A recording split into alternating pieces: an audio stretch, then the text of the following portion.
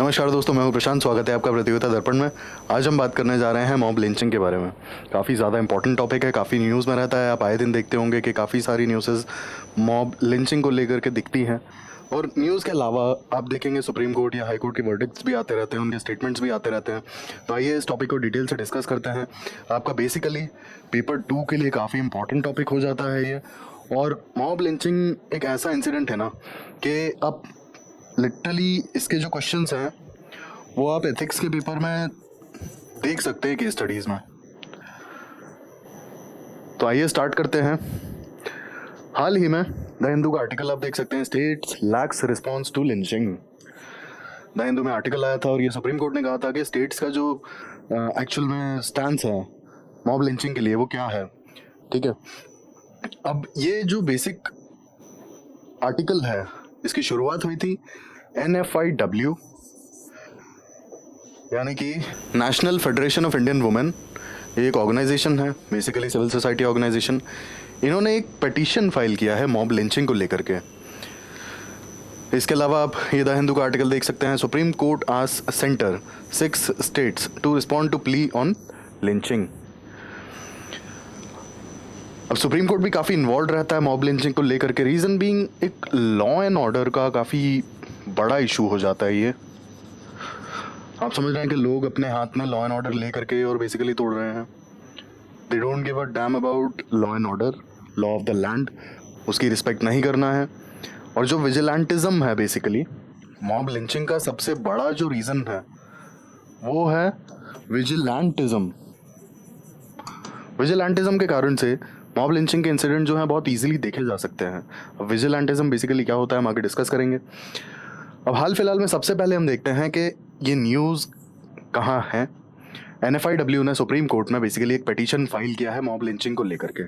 ठीक है, अब मॉब लिंचिंग सबसे पहले तो होता क्या है। सबसे आसान भाषा में अगर समझाऊं तो कोई भी भीड़ आती है, एक आदमी को 2 आदमी को मार देती है, उनका घर जला देती है। That's what is mob lynching. और ये किस लिए होता है, रीज़न बहुत सारे हो सकते हैं, हम आगे डिटेल में देखेंगे।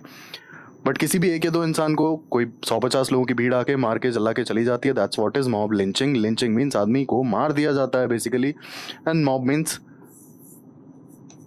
द मास यानी कि भीड़। अब इसे लिखने वाली डेफिनेशन में भी देख लेते हैं। Occurrence of collective violence. Collective violence यानी कि काफी सारे लोग इन्वॉल्व हैं इसमें। Collective violence where sizeable group of people engages in attacks on individuals, house और property और body। ठीक है, यहाँ पर सबसे इंपॉर्टेंट यही हो जाता है कि मासेस यानी कि कलेक्टिव वायलेंस है, काफी बड़ी भीड़ सिर्फ कुछ पर्टिकुलर इंडिविजुअल्स 1 या 2 उनकी बॉडी या फिर उनकी प्रॉपर्टी पर अटैक करते हैं डायरेक्टली। ठीक है, और बेसिकली इसका रीजन है विजिलेंटिज्म। क्यों, आइए आगे देखते हैं। ये जो वायलेंस है ना, collective violence, it is based on a believe that जिस पर अटैक किया जा रहा है, जो विक्टिम है, उसने कोई क्राइम किया है, कोई गलती की है। और ये हाईली सब्जेक्टिव हो सकती है। हो सकता है लॉ के अकॉर्डिंग ये गलती ना हो, लेकिन भीड़ को ऐसा लगता है, मॉब को ऐसा लगता है कि ये गलत है, ये रॉन्ग डूइंग है। इसीलिए वो विक्टिम जिसे वो मारने जाते हैं, जिसकी प्रॉपर्टी को जला देते हैं, उस पर अटैक करते हैं बेसिकली। और वो होता है इस बिलीफ के कारण, belief about a wrong doing which is highly subjective.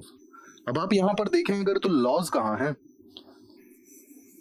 Law and order को तो एकदम ताक पे रखा हुआ है, कोई फॉलो नहीं करना चाह रहा है। अगर गलत किया होता तो एक बेसिकली एक प्रोसेस फॉलो करना होता है। अगर किसी ने भी गलती की है, आप जाइए पुलिस स्टेशन में, सारी चीजें रिपोर्ट करिए, let the police handle the case. But यहां पे प्रॉब्लम क्या आती है, विजिलेंटिज्म। ठीक है, vigilantism basically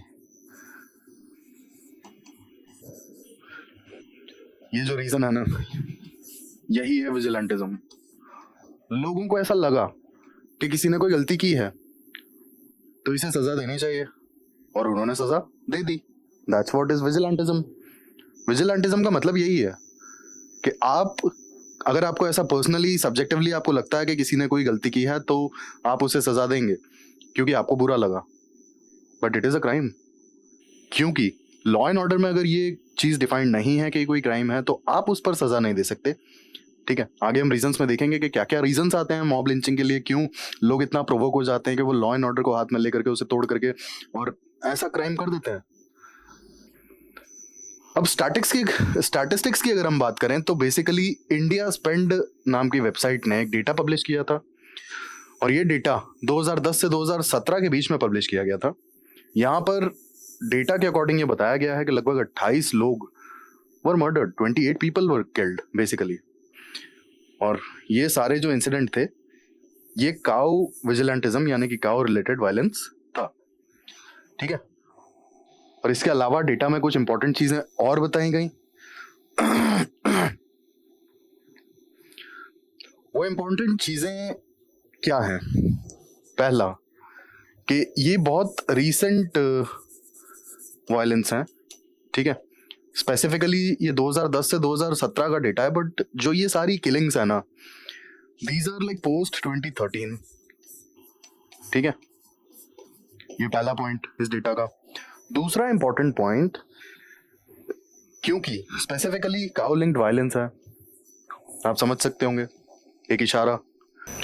basically more than 80% of the victims are Muslims. Reason, it is all about cow related violence. हाल ही में एक बिहार की न्यूज़ में आपको बता दूं, बिहार में हाल ही में एक न्यूज़ आती है, एक मुस्लिम ट्रक ड्राइवर कुछ बोन्स को लेकर के जा रहा था और बेसिकली उसे मार दिया गया सिर्फ इस शक पे कि वो जो बोन्स हैं those bones belong to cow. तो बेसिकली ये है काउ विजिलेंटिज्म। और ये जो इंडिया स्पेंड का हमने डेटा देखा, इसमें जो दो इंपॉर्टेंट पॉइंट हैं, पहला तो हमने देख लिया था कि लगभग 2010 से 17 के बीच में 28 लोगों को मार दिया गया, ठीक है। लेकिन इस डेटा में जो दूसरी इंपॉर्टेंट चीज़ है वो ये है कि पोस्ट 2013 ये वायलेंसेस बढ़े हैं, ठीक है। और दूसरा कि जितनी डेथ हुई है ना, जितनी किलिंग्स हुई हैं, 80% more than 80% of the victims belonged to Muslim community. आइए अब आगे कॉजेज़ की बात कर लेते हैं। सबसे इंपॉर्टेंट चीज़ कि भाई ये होता क्यों है, क्यों लोग कायदा कानून एक साइड में रख के और लॉ एंड ऑर्डर को ताक पे रख के और इस तरीके के स्टेप्स लेते हैं, व्हाट इज़ द रीज़न। आप सोचिए ना कि लॉ एंड ऑर्डर हर एक चीज़ का होता है। अगर कोई इलीगल चीज़ होती तो पुलिस में आप जाइए, रिपोर्ट करिए और let the police do the work. Police को अपना काम करने दीजिए। पुलिस को अगर अपना काम करने देंगे तो ज़्यादा बेहतर होगा, रादर देन विजिलेंटिज्म। अगर आपको लग रहा है कि भाई ये चीज़ गलत है और मतलब ऐसा नहीं होना चाहिए, तो भाई कायदे कानून में हर एक चीज़ का प्रोविज़न है, ठीक है। लॉ एंड ऑर्डर है, आईपीसी है, सारी चीज़ों में हर एक क्राइम डिफाइंड है। अगर कोई चीज़ क्राइम है जेन्युइनली तो वो डिफाइंड है। आप ऐसे लॉ एंड ऑर्डर को हाथ में नहीं ले सकते हैं ना, बट स्टिल ये हो रहा है। इसका मतलब है कि कुछ कॉजेज़ होंगे। क्या है वो कॉजेज़? सबसे पहला आता है परसीव्ड थ्रेट टू कल्चर और आइडेंटिटी, सबसे बड़ा इशू, ठीक है। अब यहाँ जो हमने अभी रिपोर्ट की बात की, आप काउ विजिलेंटिज्म का ही इशू देखिए। काउ विजिलेंटिज्म का जो इशू है बेसिकली, काउ विजिलेंटिज्म के चक्कर में आप देखिए कि काफ़ी लोग मारे गए हैं, they were killed. Cow reason, cow is a symbol of culture of Hinduism. गाय को माता कहा जाता है, दैट्स इट। तो सबसे पहला रीजन यहाँ पे क्या है? सबसे पहला रीजन यहाँ पे है a threat regarding one's culture as well as identity. जब आपको अपने कल्चर या आइडेंटिटी पे कोई थ्रेट दिखेगा तो ऑब्वियस सी बात है कि आप अपने एक होता है ना रैशनल थिंकिंग, रैशनल थिंकिंग को आप छोड़ करके you totally behave on the basis of your emotions. यहाँ पर आपको रैशनल थिंकिंग दिख रही है? नॉट एट ऑल, बिल्कुल भी नहीं है रैशनल थिंकिंग। रैशनल थिंकिंग होती तो इतना बड़ा क्राइम थोड़ी ना करते, इट्स मर्डर ऑब्वियसली। जैसे अगर एक स्टेटमेंट की बात की जाए, मतलब एक पर्टिकुलर स्टेटमेंट मॉब लिंचिंग को लेकर के, तो ऐसा कह सकते हैं ना हम कि mob lynching is not just killing a person, mob lynching is all about killing one's conscience too. मतलब आप अपने ज़मीर को बिल्कुल ख़त्म कर दोगे, तभी तो आप सामने वाले को कायदे कानून की परवाह बिना किए बस मार दोगे जान से, उसके घर को आग लगा दोगे नहीं। तो बेसिकली जब culture as well as identity को कोई भी थ्रेट फील होता है तो people do act basically on basis of emotions. Emotions पर एक्ट किया जाता है रादर देन रैशनल थिंकिंग पर। दिस इज द रीजन के लॉ एंड ऑर्डर फॉलो नहीं होता है, लॉ एंड ऑर्डर को साइडलाइन करके सारी चीज़ें की जाती हैं। Secondly, rising intolerance. अब किसी भी सोसाइटी का सबसे बड़ा जो सोशल फैब्रिक का फीचर होता है ना, वो होता है टॉलरेंस। एक सोशल फैब्रिक बना रहने के लिए चीज़ें टॉलरेट करनी पड़ती हैं। कोई भी कम्युनिटी हो, कोई भी रिलीजन हो, कोई भी कास्ट हो, कोई भी क्रीड हो, कोई भी कलर हो, अगर सोशल फैब्रिक को मेंटेन करना है तो फिर कहीं ना कहीं टॉलरेंस डेवलप करना पड़ेगा। बिना टॉलरेंस के सोशल फैब्रिक मेंटेन्ड नहीं रह सकता, दैट इज़ अ फैक्ट। ठीक है, बट अगर इंटॉलरेंस बढ़ेगा तो क्या होगा? आप छोटी छोटी चीज़ों पे रिएक्ट करेंगे। ठीक है, एग्जाम्पल के लिए जैसे काउ विजिलेंटिज्म का अगर हम एग्जाम्पल लें तो काउ विजिलेंटिज्म एक बहुत छोटा सा एग्जाम्पल है उत्तर प्रदेश का, जो मोहम्मद अखलाक का बेसिकली मॉब लिंचिंग जो हुआ था। तो ये एक बहुत बड़ा एग्जाम्पल है अपने आप में। मोहम्मद अखलाक के घर में बाद में इट वाज क्लैरिफाइड कि जो मीट था दैट वाज लैम्स मीट, बकरे का मांस था वो, लेकिन उसे मार दिया गया था सिर्फ इस शक पे कि उसके घर में देयर इज काउज मीट। अब बेसिकली जब आप एक सिर्फ शक या फिर एक गेसिंग पे ही लोगों को मार दे रहे हो तो ये क्या है? ये इंटॉलरेंस ही है ना। आप सोचिए, आईपीसी में प्रॉपर सेक्शंस हैं।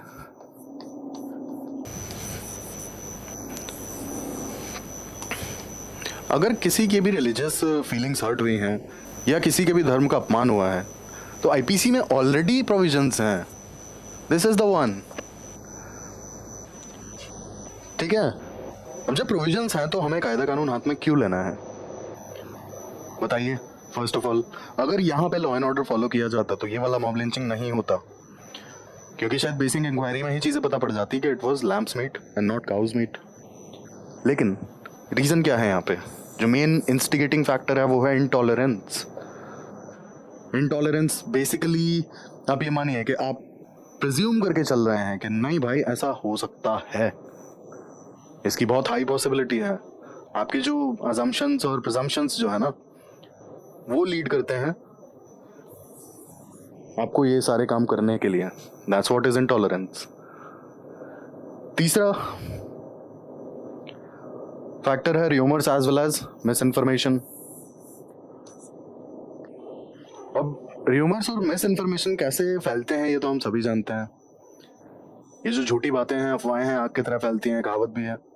ठीक है, अब आप सोचिए कि र्यूमर्स और मिस इन्फॉर्मेशन की बात की जाए तो एक्चुअल में rumours as well as misinformation काफ़ी बड़ा रीज़न होते हैं मॉब लिंचिंग को लेकर के। आप अगर दूसरे तरीके से समझें तो यहाँ ये समझना ज़्यादा ज़रूरी है कि rumours as well as misinformation Indian society में बहुत ईजिली फैल जाते हैं। मॉब लिंचिंग तो सिर्फ इसका एक आउटकम है ना। अब आप सोचिए कि सोसाइटी में rumours as well as misinformation इतना इजीली अगर फैल रहा है तो कितना बड़ा कंसर्न की बात है ये, कितना बड़ा इशू है ये। तो ऑब्वियस सी बात है कि जब इतना बड़ा इशू है तो हम इसके रूट कॉज तक तो जाएंगे ना। अब अगर यहाँ बात की जाए rumours as well as misinformation की, तो आप ये सोचिए कि इंडिया में फेक न्यूज़ का जो न्यूसेंस है ना इस समय काफ़ी ज़्यादा है। फेक न्यूज़ इंडिया में बहुत ईजिली फैल जाती है। ठीक है, कोई भी यूट्यूब इन्फ्लुएंसर, कोई भी इंस्टाग्राम इन्फ्लुएंसर अगर किसी तरह का वीडियो बनाकर, और होता है ना कि किसी तरह की फेक न्यूज़ अगर फैलाना चाहे तो लोग आंख बंद करके मान लेंगे, और ऐसा होता भी है। ठीक है, कि लोग आपको आधा सच दिखाएंगे, आधी चीज़ें छुपाएंगे, और अपने अकॉर्डिंग उसको जो आधा चीज़ें छुपा रहे हैं वो अपने अकॉर्डिंग या फिर अपने पर्सनल मोटिव्स के अकॉर्डिंग फिल कर देंगे। मेजर लोग उसे सच मान लेंगे। ठीक है, एग्जाम्पल आपको देता हूँ मैं। कोविड-19 का जब इनिशियली लॉकडाउन लगा था ना, तो ये जो rumours as well as misinformation के जो केसेस है ना, एक्चुअल में कैसे people are vulnerable to these kind of misinformation and rumours, ये हम इस एग्जाम्पल से देखेंगे। कोविड-19 के लॉकडाउन में शुरुआत में कुछ लोगों को क्वारंटीन किया गया। ठीक है, जिन जिन लोगों को कोरोना पॉजिटिव पाया गया, जिनकी भी रिपोर्ट टेस्ट के बाद में पॉजिटिव आई, उन्हें बेसिकली क्वारंटाइन कर दिया गया। और जब क्वारंटाइन किया गया, कुछ लोग इतने ज़्यादा र्यूमर्स वगैरह में इन्वॉल्व थे कि उन्होंने सुसाइड कर लिया। उन्हें ये लगा हमें कोविड हो चुका है, हम बचेंगे नहीं, इससे अच्छा हम अभी मर जाते हैं। बाकी आपने इंडिया में डेथ रेट देखा है कोविड से? फर्स्ट लॉकडाउन में जो पहला वाला वेव आया था उसमें तो काफ़ी कम था। सेकंड जो वेव था कोविड का उसमें फिर भी थोड़ा-सा जो डेथ रेट था हाई था, ठीक है? डेथ रेट बेसिकली जितने लोगों को कोविड हुआ और उसमें से कितनी डेथ हुई, ठीक है? तो फर्स्ट वाला जो वेव था उसमें जेन्युइनली डेथ रेट कम था। सेकंड वेव में ऑक्सीजन शॉर्टेज और काफ़ी सारे इश्यूज थे और डेथ रेट ज़्यादा था। बट अब बात हम हाल फिलहाल में वो नहीं कर रहे हैं, बात कर रहे हैं हम rumours as well as misinformation की। तो जब फर्स्ट लॉकडाउन में फर्स्ट वेव में जिन जिन लोगों को कोरोना पॉजिटिव पाया गया उन्हें क्वारंटाइन सेंटर ले जाया गया और काफ़ी लोगों ने वहाँ सुसाइड कर लिया, ठीक है? केसेस आते ही थे, 2-4 दिन में एक आध केस देखने को मिल ही जाता था कि सुसाइड कर लिया out of fear. Reason this कि लोगों ने बोल दिया कि भाई कोरोना हो गया तो जिंदा नहीं बचेगा, तो भाई मान लिया कि हाँ जिंदा नहीं बचेंगे तो अब क्या करें, खुद ही मर जाते हैं। दूसरा र्यूमर कोविड से रिलेटेड ही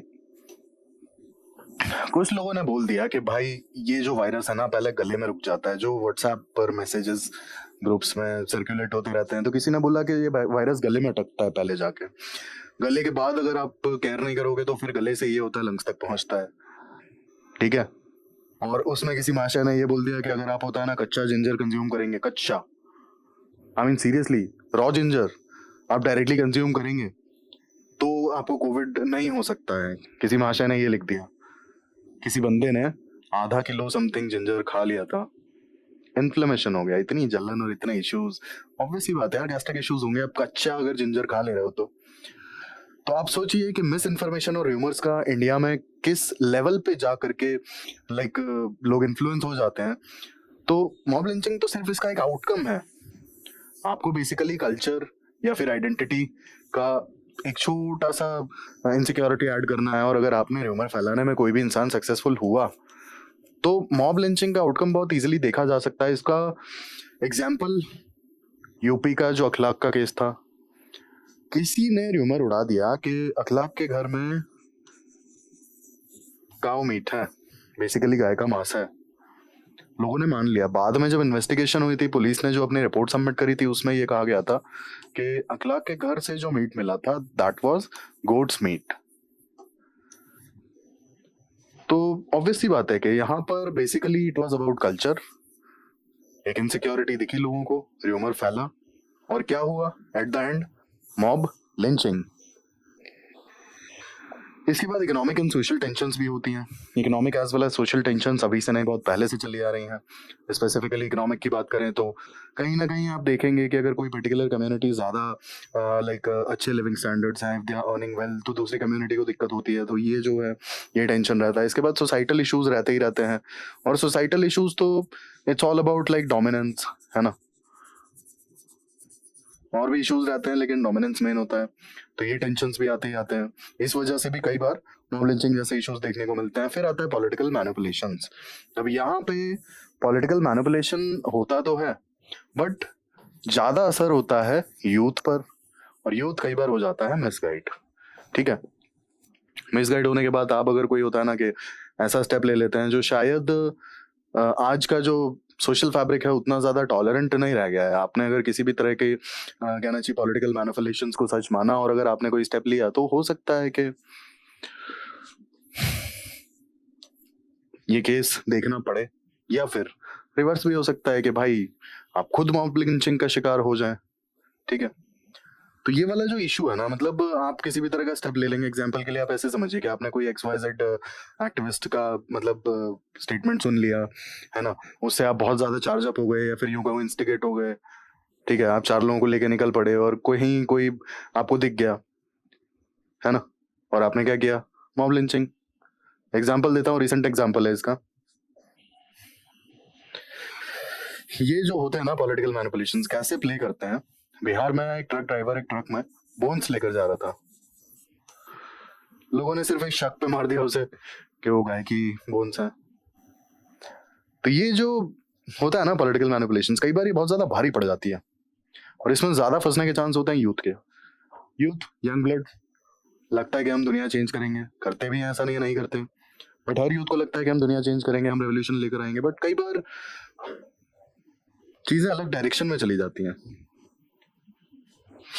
इसके बाद ethnic as well as communal divisions जो हैं, अब ये तो होता है ना कि काफी ज्यादा कॉमन है। और कम्युनल डिविजन्स जो है, कम्युनल डिविजन्स का सबसे बड़ा जो इशू आता है ना, वो आता है यहाँ से। कल्चरल आइडेंटिटी से रिलेटेड अगर कोई इनसिक्योरिटी दिखती है किसी को भी, तो ऑब्वियस सी बात है कि कम्युनल वायलेंस होता ही होता है। और कम्युनल वायलेंस में ये चीज होती ही होती है कि यार मॉब लिंचिंग का शिकार काफी लोग होते हैं। ठीक है, जो 2020 के दिल्ली राइट्स हुए थे उसमें भी काफी इश्यूज देखे गए। ठीक है, मॉब लिंचिंग्स उसमें भी काफी देखी गई। इसके बाद अभी रिसेंटली अगर आप देखोगे तो हरियाणा में मेवात नो, यहाँ पर भी कुछ केसेस देखे गए मॉब लिंचिंग के। ठीक है, तो कम्युनल डिवीजन जब होता है ना, तो मॉब लिंचिंग जैसे इश्यूज बेसिकली जो अराइज होते हैं because of the culture, identity, intolerance, insecurity, ये सारे रीजंस होते हैं। आप एग्जांपल के लिए ऐसे समझिए कि जैसे सो कॉल्ड हमारे यहाँ पर, मतलब इंडिया में specifically, inter religion as well as inter caste marriages को काफी ज्यादा अलग पॉइंट ऑफ व्यू से देखा जाता है। ठीक है, तो ऐसे केस में भी तो एक तरीके से ऑनर किलिंग आप कह रहे हैं, लेकिन ऑनर किलिंग के साथ साथ एक तरीके से वो मॉब लिंचिंग ही तो होती है ना। पूरी पूरी फैमिली 30-40 लोगों की आके एक लड़के को या एक लड़की को मार देती है। ऑनर किलिंग आपने बोला, लेकिन कहीं ना कहीं वो मॉब लिंचिंग भी तो है ना, क्योंकि आपको लगा कि इन्हें शादी नहीं करनी चाहिए थी तो आपने मार दिया। वही कहाँ से आया? एथनिसिटी या फिर communal differences, religious differences. Last आता है आपका मॉरल विजिलेंटिज्म। अब बेसिकली कहानी तो सारी विजिलेंटिज्म की ही है। अब इंडिया में आप देखेंगे मॉरल पुलिसिंग आजकल काफी ज्यादा एक्टिव है यार। ठीक है, मॉरल पुलिसिंग काफी ज्यादा एक्टिव है। मैं कुछ टाइम पहले देख रहा था नोएडा में सोसाइटी में एक यंग लेडी को मारा गया। रीजन सुन के आप हैरान रह जाएंगे। रीजन पता है क्या था उसका? She was feeding dogs, she was feeding stray dogs, और literally people started abusing her as well as like थोड़ा हाथापाई भी हुई उसके साथ, उसे मारा भी गया थप्पड़ वप्पड़। तो आप सोचिए मॉरल पुलिसिंग किस लेवल पे है। उन लोगों का कहना क्या था पता है? कि ये स्ट्रे डॉग्स हमें परेशान करते हैं, हमारे बच्चों को काट लेते हैं, इसलिए इन्हें यहाँ कोई खाना नहीं खिलाएगा, nobody will feed them। वो खिला रही थी, बगल में कोई आंटी और अंकल ने देख लिया होगा, उसे मारा। क्या है ये? मॉरल पुलिसिंग ही तो है, और क्या है? Moral vigilantism. आपको जो लगता है कि हाँ ये नहीं होना चाहिए वो हो रहा है, बस उठा के डंडा शुरू हो जाओ मारना। मॉब लिंचिंग ऐसे ही तो होती है ना। आपको कोई चीज लगी कि हाँ गलत है, आप 10-20 लोगों के साथ पहुंच गए और बात वहां भीड़ में इतनी बिगड़ गई, इतनी ज्यादा एग्रेसिव हो गई मॉब कि जान से ही मार दिया।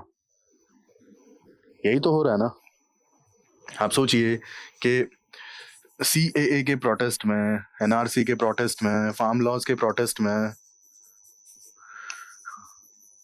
क्या हुआ था अगर आपने देखा हो तो।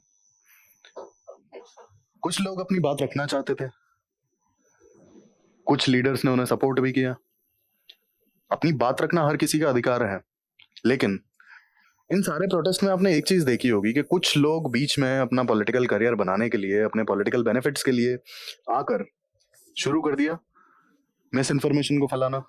ठीक है, रूमर्स फैलाना, मिस इन्फॉर्मेशन फैलाना।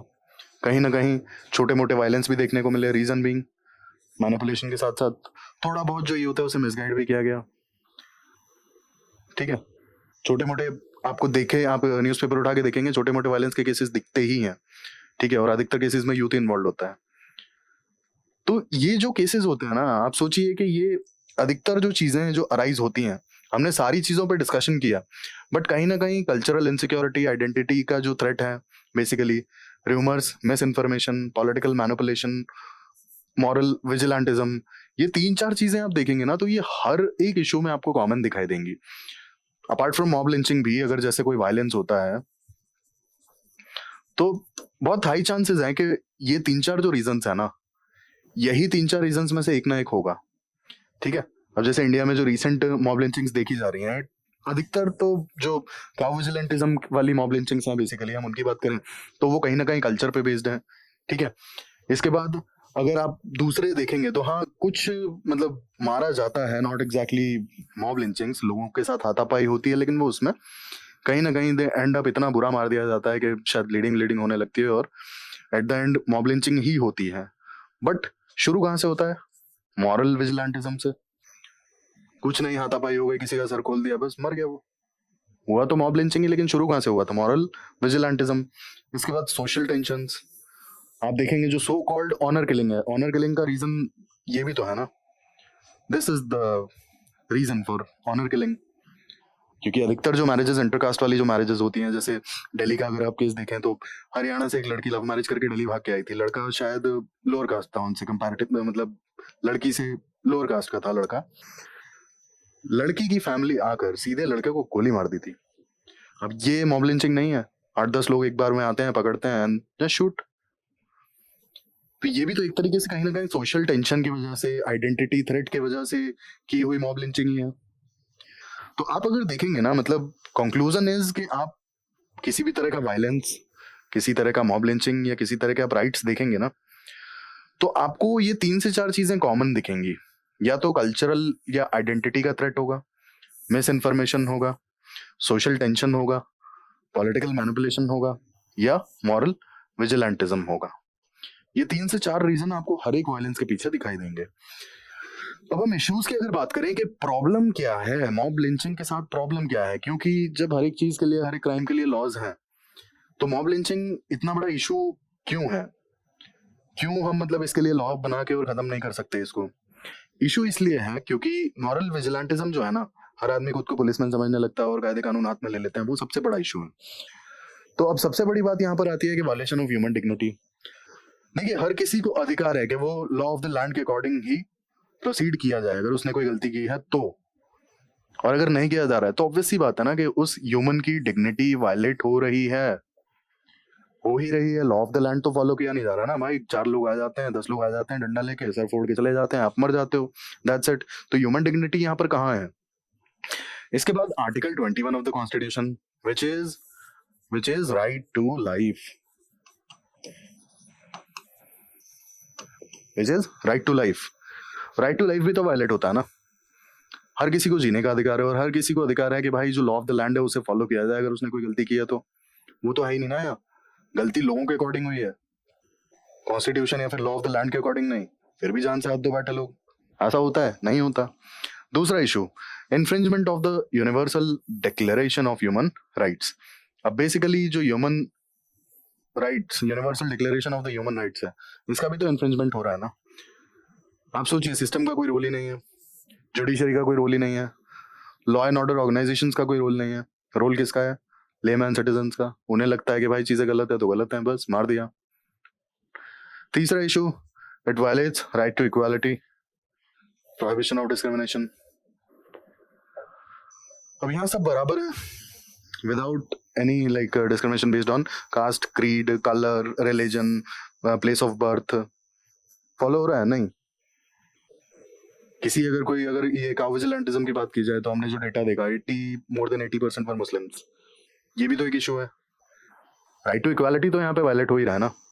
Lastly, can not be classified as murder as it has not been included in IPC. अब क्योंकि इसे मर्डर नहीं कह सकते तो इसलिए आईपीसी में अभी तक इसे इंक्लूड नहीं किया गया है। ये एक बहुत बड़ा इशू है। अब जब ये इतना बड़ा इशू है और जब Supreme Court as well as government इसको लेके इतना सीरियस है, तो कुछ तो बात होगी, कुछ तो प्रोसेस आगे बढ़ेगा, कोई तो लॉ आएगा। ऐसा तो हो नहीं सकता कि कोई लॉ ना आए। तो सुप्रीम कोर्ट ने तहसीन पूनावाला केस में 2017 में ये कहा था कि कोई भी स्टेट होता है ना, state as in law and order organisations basically as well as governments, तो ये गवर्नमेंट्स की ड्यूटी है, ये गवर्नमेंट्स की सैक्रोसैंक्ट ड्यूटी है कि वो अपने सिटीजन्स को प्रोटेक्ट करें from such like failure of law and order, chaos, turmoil. क्या कहें इसे? 100 लोगों की भीड़ आके एक आदमी को मार के चली जाती है तो इट्स अल्टीमेट केओस। और ऐसी जो लॉ एंड ऑर्डर की लाइक सिचुएशन है, उससे बचाना स्टेट का काम है, गवर्नमेंट का काम है, लॉ एंड ऑर्डर ऑर्गेनाइजेशंस का काम है। सुप्रीम कोर्ट ने मॉब लिंचिंग को हॉरेंडस एक्ट ऑफ मोबोक्रेसी भी कहा। अब मोबोक्रेसी बेसिकली ये डेमोक्रेसी नहीं है, सिर्फ मोबोक्रेसी है। डेमोक्रेसी में सबके अपने अधिकार होते हैं।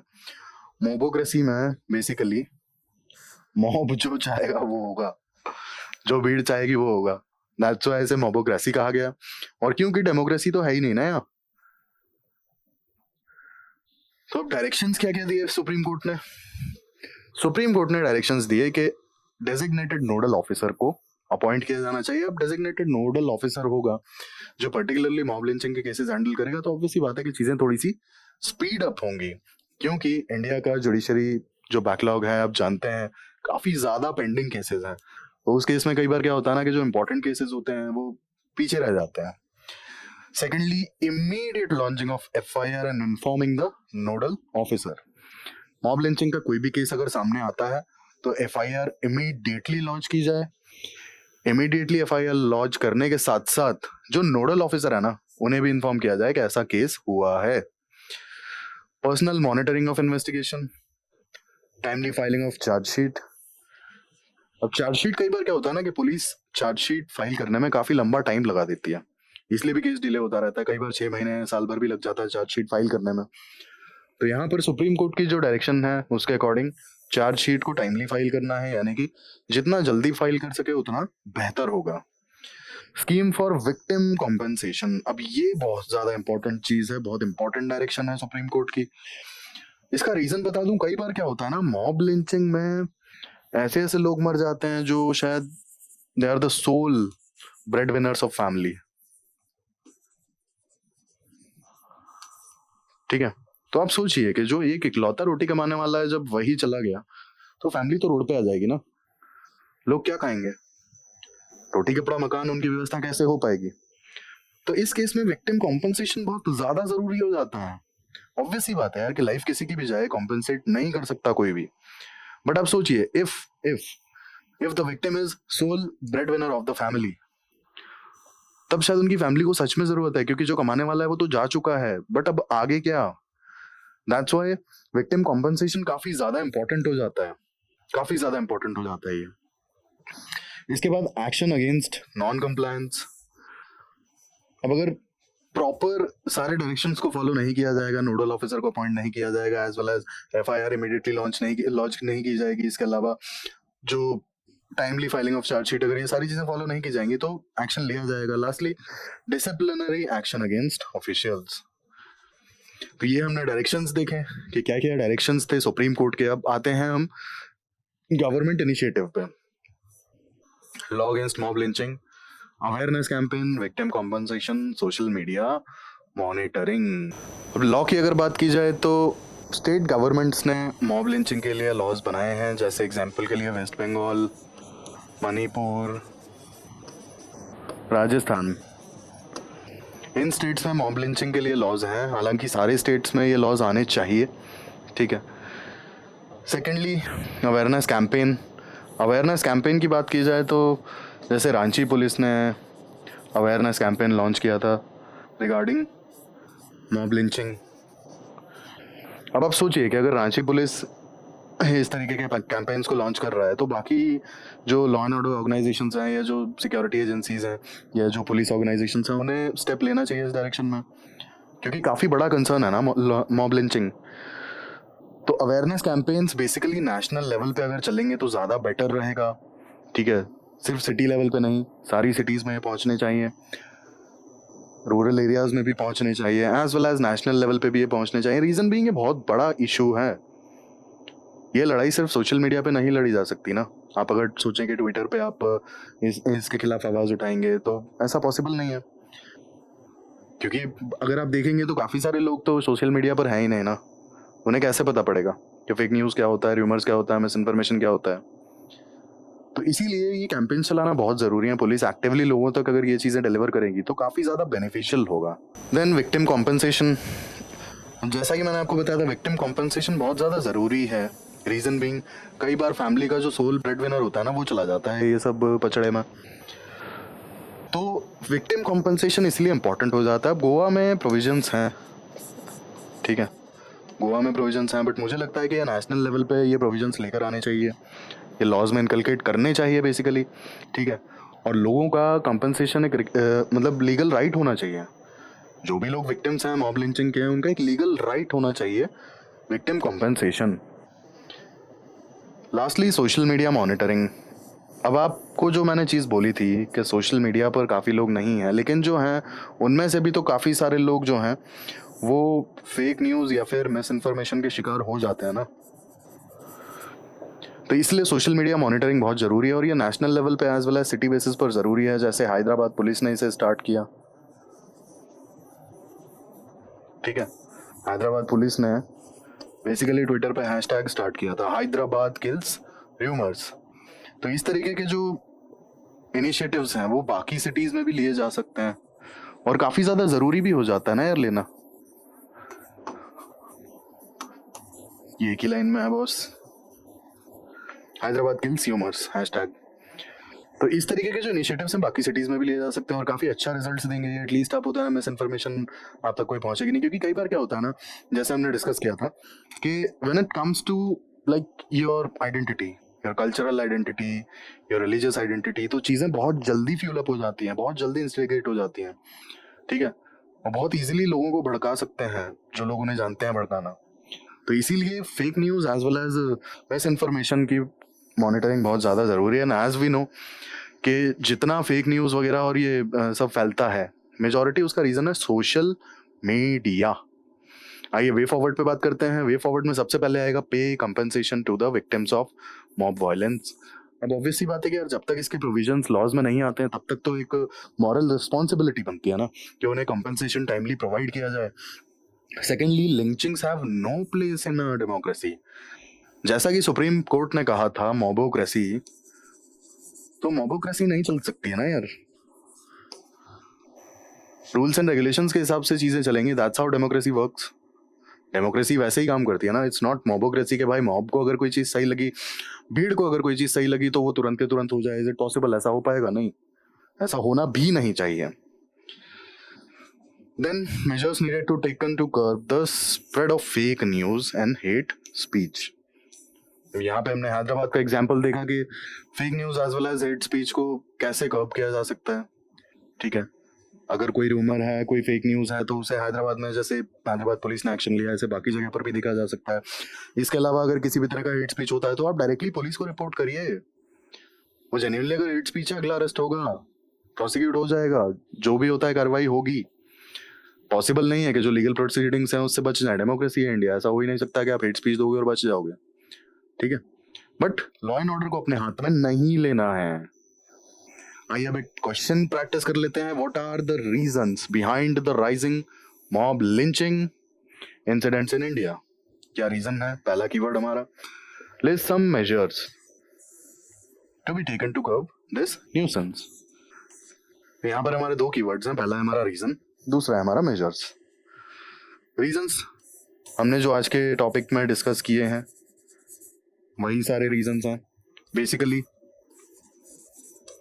कल्चरल थ्रेट जो है, कल्चरल थ्रेट की वजह से कई बार होता है ना कि चीज़ें हो जाती हैं।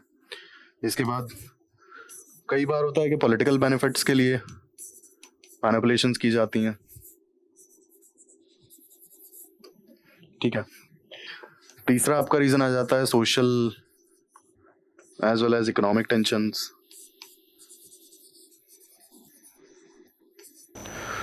फिर आ जाता है आपका मिस इन्फॉर्मेशन।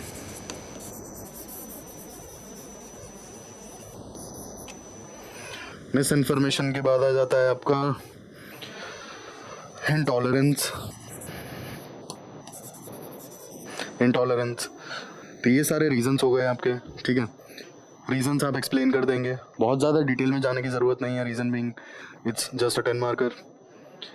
फिर आते हैं हम रीजंस को लाइक मेंशन करने के बाद मेजर्स पे। क्या मेजर्स होंगे? बेसिकली मेजर्स जो हमने अभी सारे डिस्कस किए, ठीक है। सबसे पहला कि कर्ब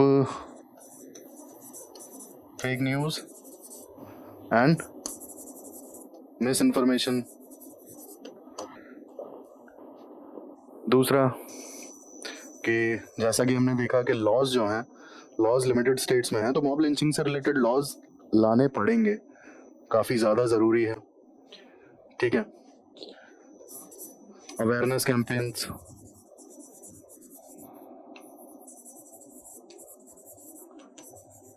काफ़ी ज़्यादा ज़रूरी है। लोगों को पता होना चाहिए कि भाई मिस इन्फॉर्मेशन के बेसिस पे आप कोई स्टेप नहीं ले सकते हो।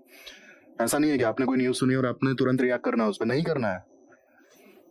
तो ये भी काफ़ी ज़रूरी है। इसके बाद सोशल मीडिया की मॉनिटरिंग बहुत ज़रूरी है।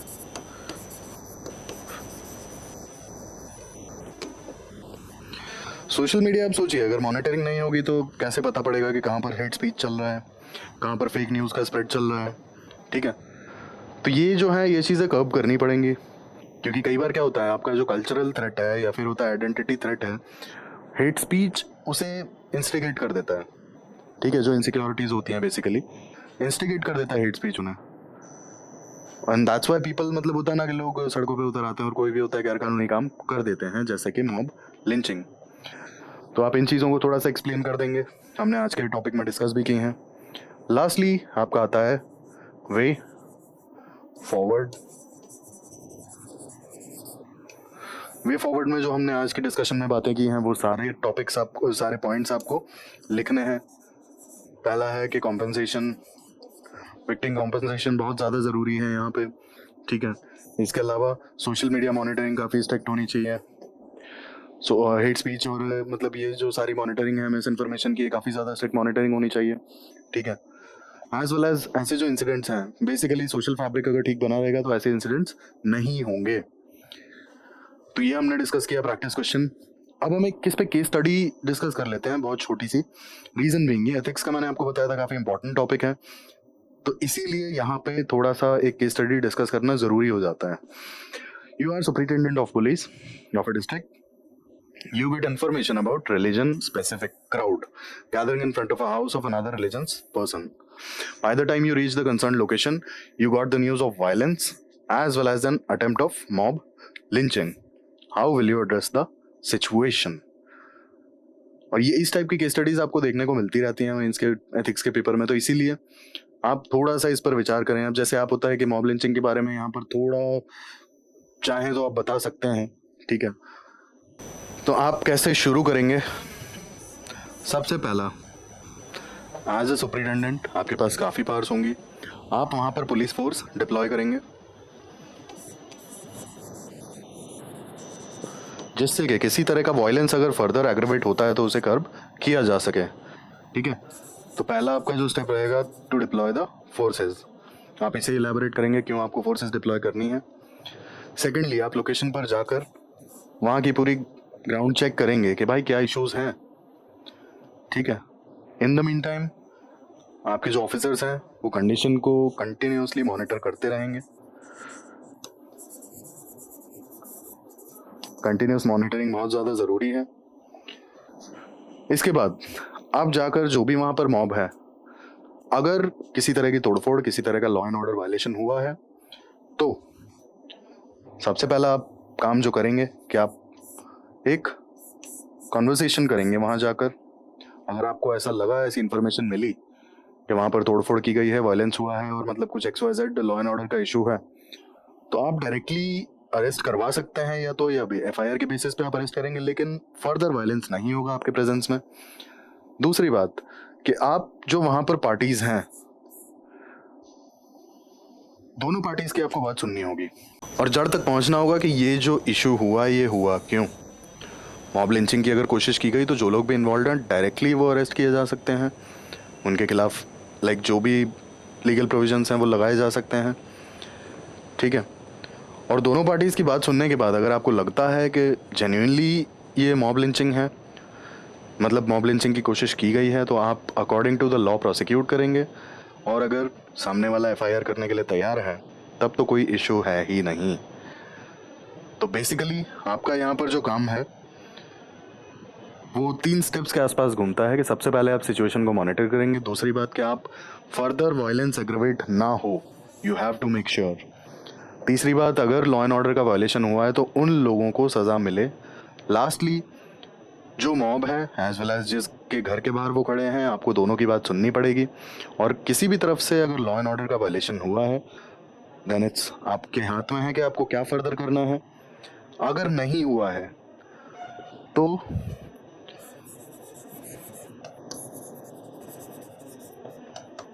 आपको समझाना पड़ेगा बिठा करके, और साथ के साथ में हिदायत भी देनी पड़ेगी भीड़ को कि अगर आपने कायदा कानून तोड़ा तो यू विल बी प्रोसिक्यूटेड।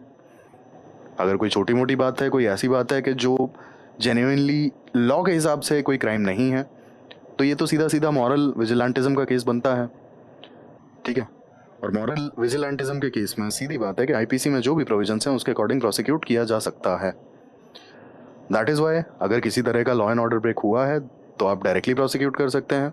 उसके बाद जो लोग इन्वॉल्व हैं उनको हटाने के बाद जो बची हुई भीड़ है, तो आपको उनका कंसर्न सुनना पड़ेगा और सुन के फाइनल आपको एक कंक्लूजन पे पहुंचना पड़ेगा। और आपको साथ के साथ वार्निंग भी देनी पड़ेगी कि अगर ऐसा कोई इशू होता है तो आप आए, पुलिस स्टेशन में एफआईआर करवाइए।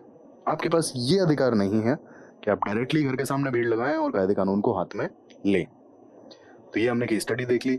तो फाइनली हमने मॉब लिंचिंग पे डिस्कशन किया और देखा कि जो हाल ही में सुप्रीम कोर्ट में एक लिटिगेशन फाइल की गई है मॉब लिंचिंग को लेकर के, और सुप्रीम कोर्ट ने states as well as central government से मॉब लिंचिंग को लेकर के रिस्पांस भी मांगे हैं। 2-3 आर्टिकल्स को देखा तो हमने इसको पूरे डिटेल में डिस्कस किया कि क्या इश्यूज़ हैं मॉब लिंचिंग से रिलेटेड, ठीक है। इश्यूज़ को डिस्कस करने के बाद हमने कुछ राइटिंग प्रैक्टिस के क्वेश्चंस भी डिस्कस किए। तो ये हमारा होलिस्टिक कवरेज था मॉब लिंचिंग का। ऐसे इन्फॉर्मेटिव वीडियोस के लिए हमारे साथ प्लीज़ जुड़े रहिए और जुड़े रहने के लिए प्लीज़ सब्सक्राइब ज़रूर कर लें, लाइक भी कर लें और शेयर भी करें। और अगर आप किसी पर्टिकुलर वीडियो देखना चाहते हैं किसी पर्टिकुलर टॉपिक पे, तो प्लीज़ मुझे कमेंट सेक्शन में ज़रूर बताएं। For sure I will make it. Thank you, thanks for watching.